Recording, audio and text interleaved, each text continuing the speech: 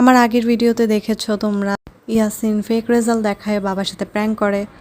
এখন আসল রেজাল্টটা জানানোর পর বাবার রিয়েকশন কেমন ছিল সেটাই দেখাবো, চলো। বাবা অনেক অনেক বেশি খুশি হয়। আমি কিছু কিন্তু জানি না, ওরা আইনে আমারে দিল।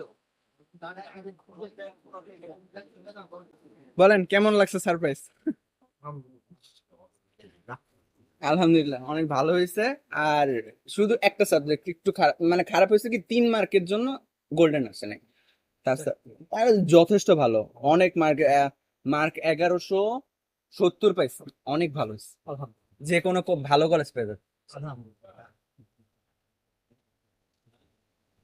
ঠিক আছে, আর সমাজ এই টুকিটাকি কি কিছু একটা হয়ে যায়, ওটা নিয়ে চিন্তা করে না।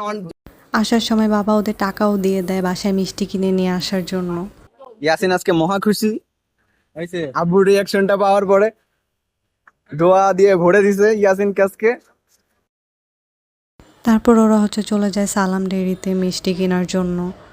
এখান থেকে ওকে ভালো রেজাল্টের জন্য ফুল দিয়ে শুভেচ্ছা জানায়, সংবর্ধনা দেয়।